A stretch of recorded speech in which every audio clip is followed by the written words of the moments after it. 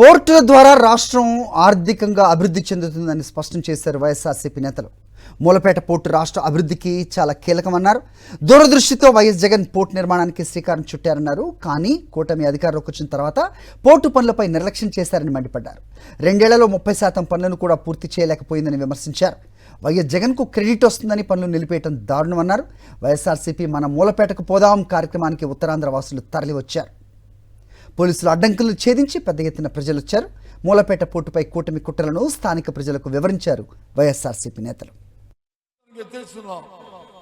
ప్రభుత్వం చెప్తున్నాం, ఏదైతే ఈ ప్రాంతంలో మూలపేట పోర్టును ఎత్తి మొదటి దశ కోసం 4,300 కోట్లలో 2,900 కోట్లతో మొదటి దశ కార్యక్రమాన్ని మరి ప్రారంభించామో, అందులో ఏవైతే 60-70% పనులు 40% పనులు పూర్తి చేసి 70% పనులు పూర్తి చేశామో దాని వెంటనే ఇప్పుడు 2 సంవత్సరాలు అయింది.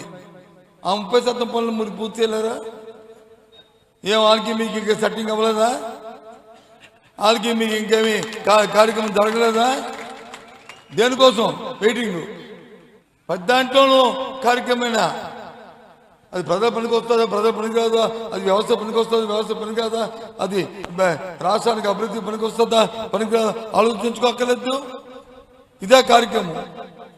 ఇది న్యాయమా?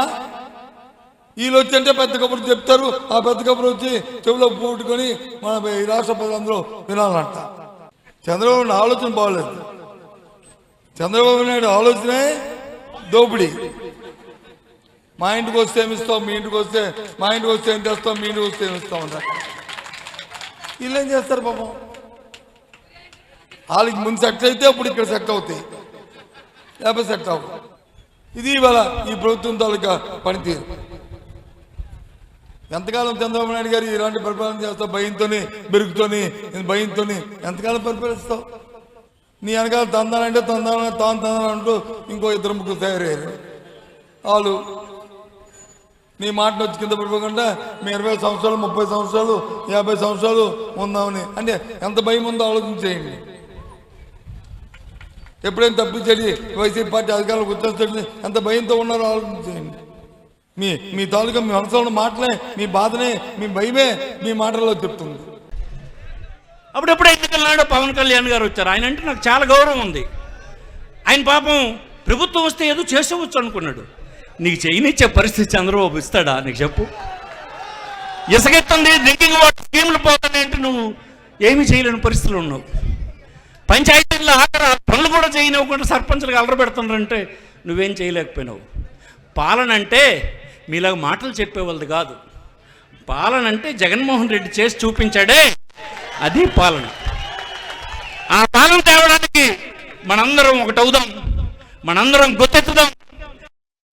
ఈ రామ్మోహన్ నాయుడు గారికో లేకపోతే అచ్చెన్నాయుడు గారికో కాదు, చంద్రబాబు నాయుడు గారితో నేను అడగదలుచుకున్నాను. నేను 4వ సారి మీరు ముఖ్యమంత్రి కదా, మరి మా జిల్లాకి మీరు తీసుకొచ్చినటువంటి ఒక్కటంటే ఒక్క ప్రాజెక్టు నేను ఛాలెంజ్ చేస్తూ ఉన్నా.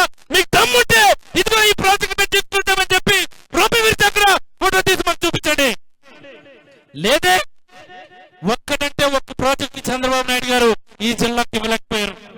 ఒక మూలపేట పోర్టు కావచ్చు, వైఎస్ఆర్ కిట్టి రీసెర్చ్ సెంటర్ పలాసులో కావచ్చు, వైఎస్ఆర్ సుధుల ద్వారా వాటర్ ప్రాజెక్ట్ కావచ్చు, అక్కడ భోగాపురం ఎయిర్పోర్ట్ కావచ్చు, ఇవన్నీ కూడా జగన్మోహన్ రెడ్డి గారి చలం వల్ల వచ్చినవి మీకు అందరికీ మనవి చేయదలుచుకున్నాను. నేను నిన్న మొన్న చూసాను, అసెంబ్లీ సమావేశాలు అవుతా ఉంటే మన జిల్లా మంత్రి అచ్చెన్నాయుడు గారు మాట్లాడుతుంటారు, గన్నుంటే కాల్ చేయాలనిపించింది జగన్మోహన్ రెడ్డి గారికి.